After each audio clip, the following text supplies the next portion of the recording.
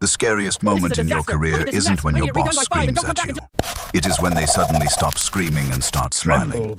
You have been conditioned to fear the tyrant, the boss who slams doors, the manager who yells, the leader who leads through visible intimidation. You believe this is what danger looks like. You are wrong. Overt aggression is clumsy. It creates resistance. It triggers your fight-or-flight response, making you guarded, suspicious, and difficult to control. True danger does not announce itself with noise. It arrives in silence. It arrives with a smile. In the study of power dynamics, we call this the smiling tiger tactic. It is a strategy of execution that begins not with a threat, but with a gift. Think of a dentist. Before the extraction, before the trauma of the pliers. There is the needle, the anesthetic. The dentist does not numb your gums because he loves you. He numbs you so you do not struggle while he works. In the workplace, sudden, unexplained kindness is that anesthetic. When a difficult leader suddenly becomes supportive, or a distant corporation suddenly emphasizes family, your biological alarm system should be deafening. But they aren't, because you are human, and you crave validation.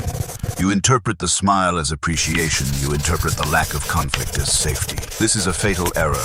You are not being appreciated. You are being prepared. The smile is not a sign of peace. It is the calibration of a weapon. Today, we are going to dissect the anatomy of this betrayal. We will look at the three distinct phases of the smiling tiger: the anesthesia, the harvesting, and the strike. If you are currently feeling comfortable, safe, and highly praised in a volatile environment, pay close attention. You may already be in the second phase. Let us analyze the first phase, mental anesthesia. This phase is designed to disable your radar. Humans are distinct from animals in that we possess intuition, a gut feeling that warns us when a social contract is being violated. To bypass this, the manipulator must flood your system with dopamine. Consider the software update metaphor. When a leader decides you are to be replaced or used as a scapegoat, they cannot simply attack. That would alert you to update your resume or seek legal counsel. Instead, they install a patch. They begin to praise you for things they previously ignored. They stop micromanaging you. They ask for your opinion in meetings where you were previously silenced. You feel a sudden surge of relief. You tell your spouse, things are finally turning around. You tell yourself, they finally see my value. This is the anesthesia taking hold. You are experiencing a cognitive bias known as the halo effect in reverse, because the immediate interaction is positive. You assume the long-term intent is benevolent. You lower your shield. You stop documenting conversations. You stop networking with other departments. You settle in. But analyze the economics of this transaction. Praise is free. Compliments cost the organization $0. It is the cheapest currency available to purchase your complacency. If the praise is not accompanied by tangible resources, a raise, a signed contract, equity, it is not payment. It is a distraction. The smiling tiger uses this phase to ensure that when they eventually move against you, you are standing in the middle of the room, completely exposed, with a smile on your face, waiting for a reward that does not exist. On scène, you are numb. The extraction begins. This is phase 2, gentle harvesting. In this stage, the leader capitalizes on your false sense of security to extract value or transfer risk. This is often disguised as empowerment or trust. Imagine a tightrope walker. The leader hands you 2 heavy gold bars. They tell you, I trust only you with this gold. You are the only one capable enough to carry this. You feel prime. You feel indispensable. You step out onto the rope, but look closer at the dynamic. You are holding the weight. You are taking the risk of the fall. The leader is standing safely on the platform, watching. If you make it across, they claim the gold. If you fall, they claim you were clumsy. In the corporate world, this manifests as the impossible project. You are given a task with high visibility but zero resources. When you ask for support, the smiling tiger says, I don't want to micromanage you. I trust your judgment. This is not autonomy. This is abandonment. They are harvesting your labor while insulating themselves from the consequences of failure. They are fattening the livestock.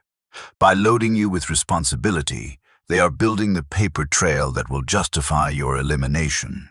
If the project fails, it is your incompetence.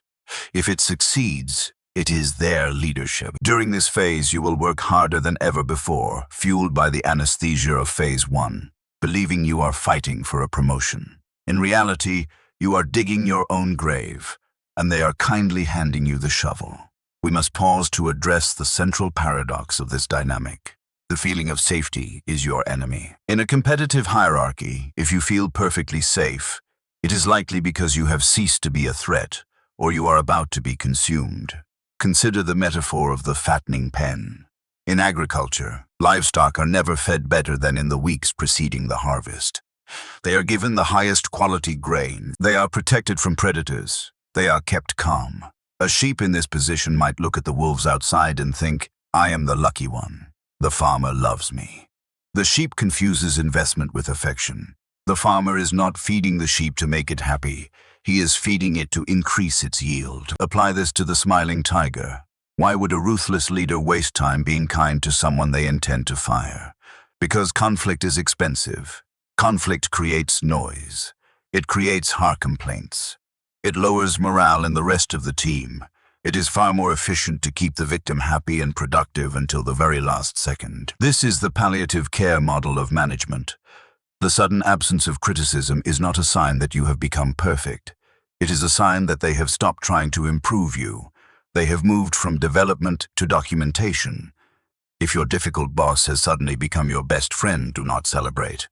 Ask yourself, why am I being fattened? Phase 3 is the strike. It is characterized by speed and silence. Because of the anesthesia, you never see the blow coming. Because of the harvesting, you are too exhausted to fight back.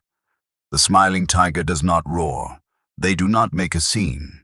They simply flip the switch. You walk into a meeting expecting a performance review or a project update. Instead, you find a stranger from HR and a pre-printed severance agreement. The leader who praised you last week, who asked about your children, who promised you a bright future sits there with a blank expression. They do not look you in the eye. The mask has fallen because it is no longer necessary. This is the moment of cognitive dissonance. Your brain tries to reconcile the kind person from phase 1 with the executioner in phase 3. You stammer. You ask, but what about the project? What about the praise? It does not matter. The decision was made months ago, likely during the height of the kindness phase. The strike is effective because you are isolated. You didn't build alliances because you thought you were safe. You didn't save money because you thought you were getting a promotion. You didn't update your resume because you thought you had a home. The smiling tiger has not just fired you, they have dismantled your capacity to survive the firing. This is the ultimate utility of the tactic. It ensures the victim dies quietly. How do you defend against a predator that smiles? You must kill your own vanity. The smiling tiger feeds on your need to be special. They exploit your desire to be the chosen one. To survive, you must become cold. You must become a clinician of your own career. First, perform the reverse diagnostic. If you receive sudden unearned praise, assume you are in palliative care until proven otherwise. Do not bask in the warmth, look for the cliff. Second, calculate your leverage, not your popularity. Are you irreplaceable because of your skills, or are you just liked? If you left tomorrow, would the revenue stop? If the answer is no, you are not safe, no matter how much they smile. Third, document the trust. When they hand you the impossible project with a smile, reply via email. Just to clarify, I am taking on X responsibility with Y resources. Create the paper trail that they are trying to avoid. Do not look for a villain with a mustache and a whip. Look for the leader who hands you a heavy load and tells you how strong you are. The world is not a family. Your job is not a home. It is a transaction. Keep your eyes open. If the tiger is smiling, it is not because they like you.